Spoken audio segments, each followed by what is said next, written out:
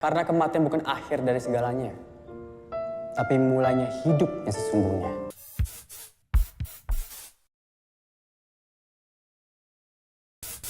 Lagi-lagi gue nggak tahu ini cukup telat atau enggak. Cuman gue baru nonton film ini di Netflix. Judulnya 172 Hari.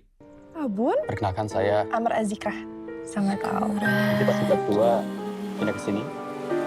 Ayo. Film ini sebenarnya biasa aja menurut gue. Tapi yang menarik setelah gue riset, ternyata film ini berangkatnya dari kisah nyata.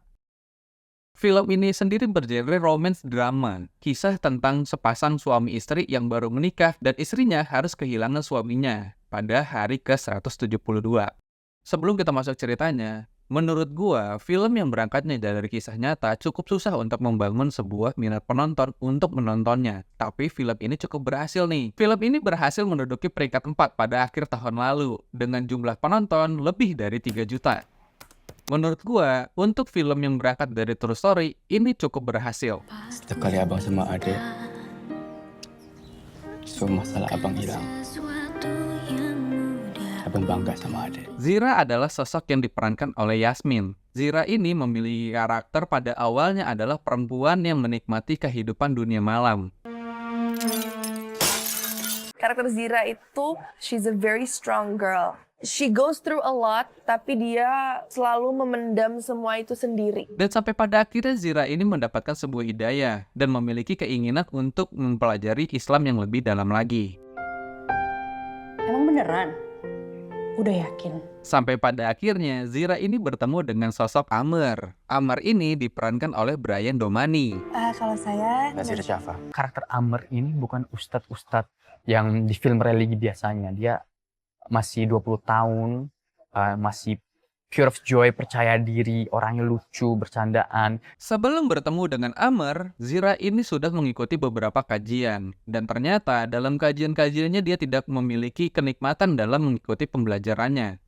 Sampai pada akhirnya, Zira ini mengikuti kajian yang diisi oleh Amr. Amr ini adalah sosok pemuka agama dan seorang pendakwah yang memiliki ciri khas anak muda dalam pendakwahannya. Singkat ceritanya, Zira ini nyaman dengan pembelajaran yang diberikan oleh si Amir ini. Sekali dua kali, ternyata Zira memang sangat nyaman dengan pembelajaran yang diberikan oleh si Amir ini. Karena kematian bukan akhir dari segalanya, tapi mulainya hidup yang sesungguhnya. Ternyata dari dua orang ini memiliki sebuah chemistry, dan mereka ternyata memiliki rasa nyaman satu dengan yang lainnya. Hingga pada akhirnya mereka memutuskan untuk ta'aruf.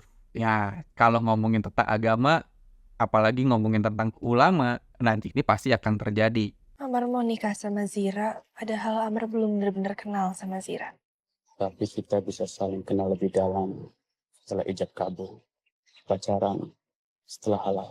Bagi sebagian orang yang mendambakan sebuah kisah cinta yang melalui ta'aruf, film ini adalah salah satu penggambaran keromantisan dari ta'aruf tersebut. Mulai dari penggambaran orang tuanya, berkenalannya, hingga ke proses jenjang pernikahannya. Semua dilewati tanpa ada hambatan sedikit pun.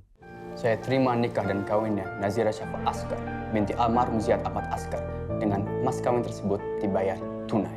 Walaupun pada dasarnya, ta'aruf itu tidaklah mudah. Sebagai manusia normal, kita harus mengenal pasangan kita, tapi tidak semudah itu. Harus ada prosesnya. Ta'aruf ini memiliki waktu yang singkat, apalagi digambarkan pada film ini. Sekali dua kali pertemuan orang tua, hingga pada akhirnya mereka harus menikah. Itu tidaklah mudah, tapi di film ini digambarkan dengan semudah itu.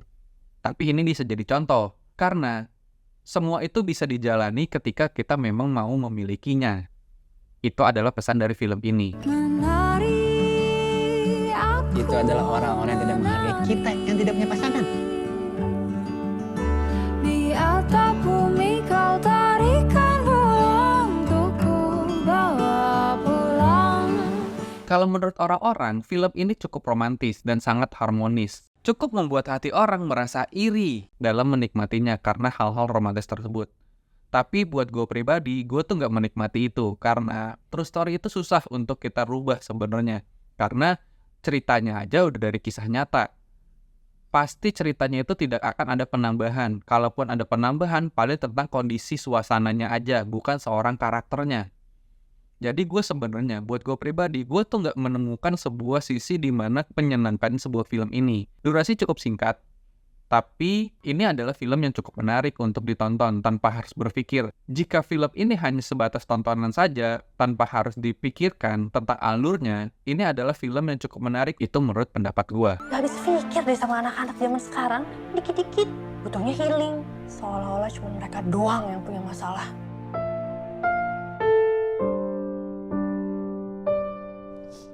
Film ini ditutup dengan rasa ketegaran dari seorang istri yang harus ditinggalkan oleh suaminya.